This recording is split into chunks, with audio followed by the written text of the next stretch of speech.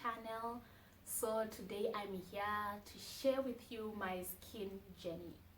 Alright, so I remember that I promised you guys some DIY masks videos, my skincare routines and skincare tips and stuff like that.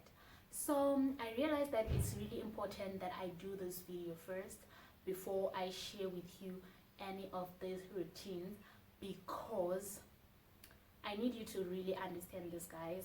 What works for me might not work for you. That's one thing for sure. And also, you find that people usually, especially on this DIY masks thing or skincare routines and stuff like that, you find people commenting on other people's videos, especially on YouTube. You find that people will comment and say that this is fake, it doesn't work, blah blah blah blah blah. It's not because it doesn't work, but it just might not work for you, and it's something that you really need to understand and to get. Okay, so getting into my story, I'm just going to share with you what I have went through with my skin. Alright, so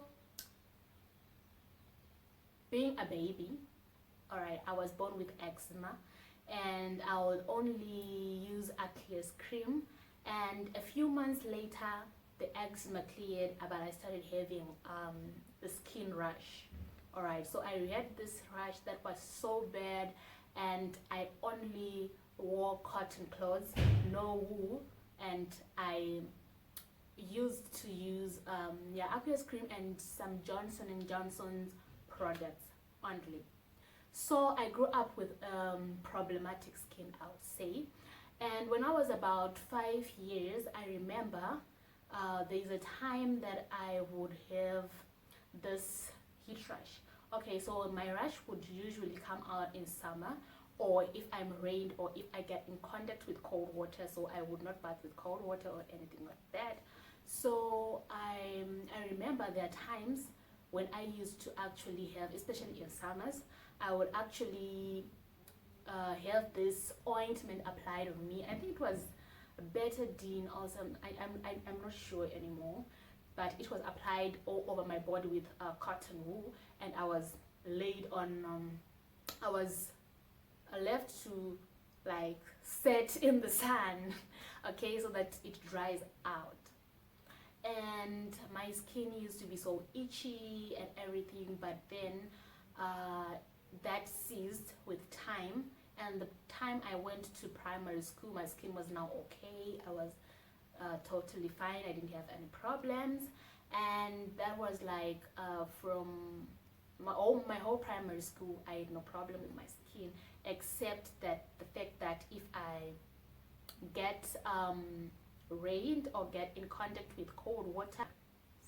So I remember Form 1, that's when my problems came back again, and this time it was puberty, of course. And then I started having pimples, you know, black hairs, stuff like that, spots, acne, everything. So it wasn't really bad from 1 to Form 4. It was just, you know, puberty, and I was just like, you know, we all go through that. But then after Form 4, when I had my first gap year, I remember I went to Harare. I visited my aunt, and then while I was there, I started having like problems with my skin. I started having pimples and all that. And then I started trying out things from YouTube and Google, all those face masks. I don't think there's anything that I did not use, guys. I used from milk to tomato juice to lemon juice to orange juice to turmeric to sugar to honey, even some things that you can't even imagine that people put on their faces. I used a lot of things, guys, and then my skin started breaking out, and I mean breaking out, and that was really, really bad. So I got back home after a month, and when I went back home, whew, that's when all the trouble started. I started having those big pimples, okay, and then those big pimples were painful. They were so painful. And I remember my mom just told me, you know what, just stop everything, stop using anything on your face, just wash your face with your hands, no soap, no nothing, and just apply coconut oil, that's all. So that was me. I started washing my face with just water and applying coconut oil. Luckily that moment I had nowhere to go, I had my gap year, I was always home, so there was no need for me to look pretty or anything, so I was okay and comfortable with my coconut oil. And yeah, so I did that, and you know, those pimples started to dry up, and as they dried up they would form these scales, and the scales would peel off, and it would leave my skin with pink skin, all right, and it was so painful and itchy. And I remember there's this time I didn't even want to go out, even to be sent to the tuck shop or anything. I did not want. I remember there's this other time there was an emergency that I was supposed to go and deliver something in town. I actually had to wear a wig and cover my face, and I actually wore a cap because I really didn't want people to see how my skin looked. It was really bad. I lost confidence in myself, and it was so bad. And after that, when the pimples cleared and my skin got better, I learned something, that I had abused my skin because of all these routines and everything. And also some of those things didn't even work, okay, and they were just too harsh on my skin. So what you need to understand first and foremost, before you try out any of the DIY masks or any of my skincare routines that I'm going to share with you guys, please, one, the first important thing is to do a patch test, okay? Don't just apply something on your face, all right?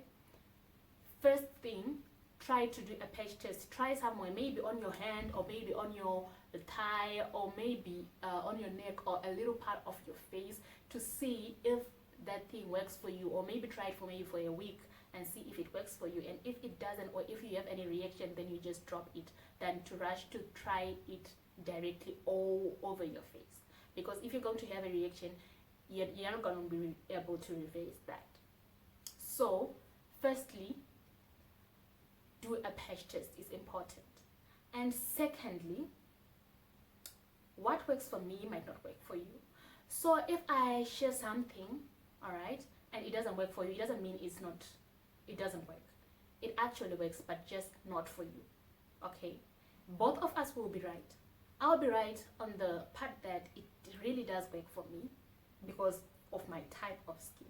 And then for someone else, it might not work. And they are right to say that it did not work, but just because it's just not for their type of skin.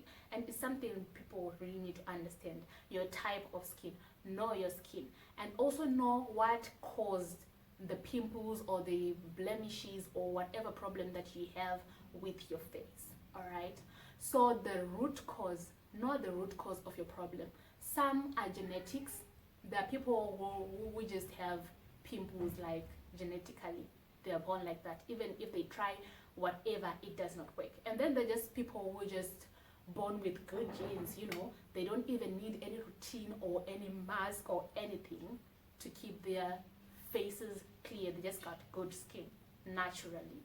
And also there are pimples that are caused by puberty. You should also understand the state that you're going through in life, all right?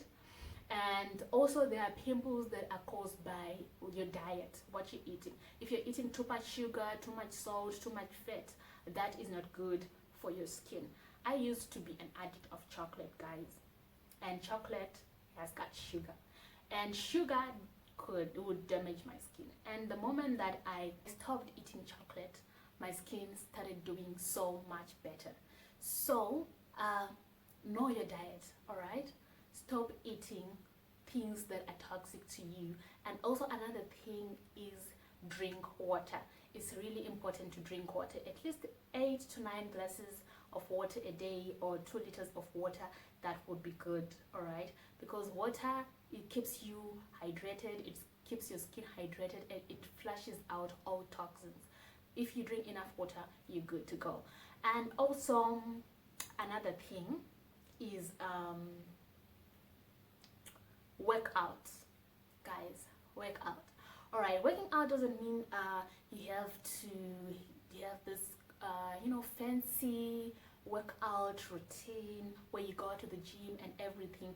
And also working out doesn't mean you need to lose weight. All right, I don't have any weight to lose myself, but I do work out every day, and my workout routine is just so simple. I just have 50 skips using a skipping rope in the morning and 50 skips in the evening. I also do a few exercises in my room, so you do not need to go to the gym and everything. It's not expensive to work out or to exercise. I also jog around the house sometimes, something that I'm still getting myself around. So I also jog around the house, in the backyard, or yeah. So you really do not need to waste money or anything.